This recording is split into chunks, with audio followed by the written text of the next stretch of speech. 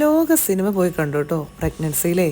പിന്നെ ഫോട്ടോഷൂട്ട്, അങ്ങനെ കുറേ ഫോട്ടോസും എടുത്തു കൂട്ടി. ആ, അവിടെ ഇവിടെ അവിടെ ഇവിടെ.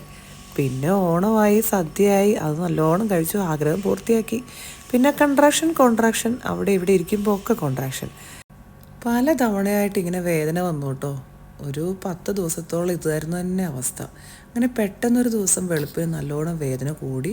രാവിലെ ഞാൻ ഇച്ചായോട് പറഞ്ഞു ഇതുപോലെ വേദന കൂടി, നമുക്ക് ഹോസ്പിറ്റലിൽ പോകാമെന്ന് പറഞ്ഞിട്ട് ഞങ്ങൾ ഹോസ്പിറ്റൽ ബാഗൊക്കെ റെഡിയാക്കി വെച്ചിരുന്നു കേട്ടോ. അതൊക്കെ എടുത്തുകൊണ്ട് രാവിലെ ഇറങ്ങി ഞങ്ങൾ. അങ്ങനെ ഞങ്ങൾ പെട്ടെന്ന് ഹോസ്പിറ്റലിൽ എത്തണം.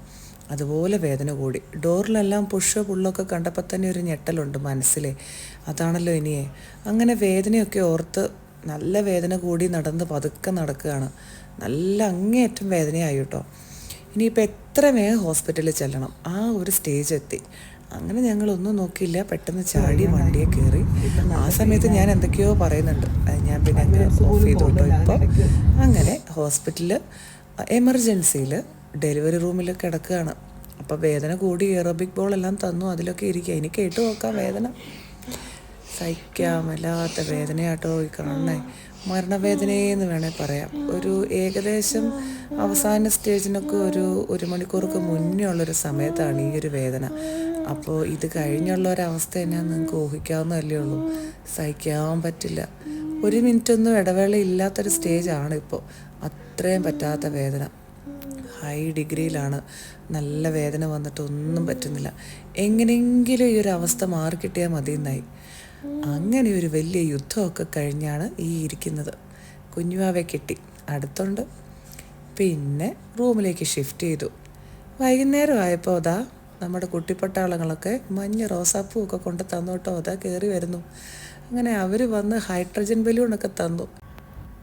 എനിക്ക് ഒരുപാട് സന്തോഷമായി കേട്ടോ. അവർ മക്കൾ വന്ന് റോസപ്പൂവൊക്കെ തന്നു. അവരുടെ മുഖം കണ്ടപ്പോൾ എനിക്ക് ഒരുപാട് സന്തോഷമായി.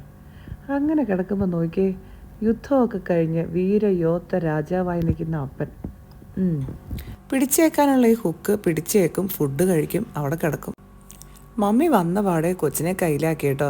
കുറച്ച് നേരം അങ്ങനെ കിടന്ന് പിറ്റേ ദിവസം ആയപ്പോഴത്തേക്ക് എനിക്ക് അത്യാവശ്യം ആരോഗ്യം വെച്ചു. ഉച്ച കഴിഞ്ഞപ്പോൾ നമുക്ക് ഡിസ്ചാർജ് കിട്ടി കേട്ടോ. പിന്നെ അകത്തുനിന്ന് റൂമിന് പുറത്തിറങ്ങി ഞങ്ങൾ നിൽക്കുമ്പോൾ അകത്തുനിന്ന് വണ്ടിയൊക്കെ വന്നു. ആ വണ്ടിയിൽ ഞങ്ങൾ കയറി പുറത്തേക്ക് ഇറങ്ങി. അങ്ങനെ പുറത്തേക്ക് പോയി പുറകോട്ട് പോയി ഞങ്ങൾ മുന്നോട്ട് പോയി. ഹോസ്പിറ്റലിൽ നിന്ന് വിട പറഞ്ഞ് ഞങ്ങൾ കാറിനടുത്തേന്ന് ലഗേജൊക്കെ എടുത്ത് വെച്ചിട്ട് നേരെ വീട്ടിലേക്ക്.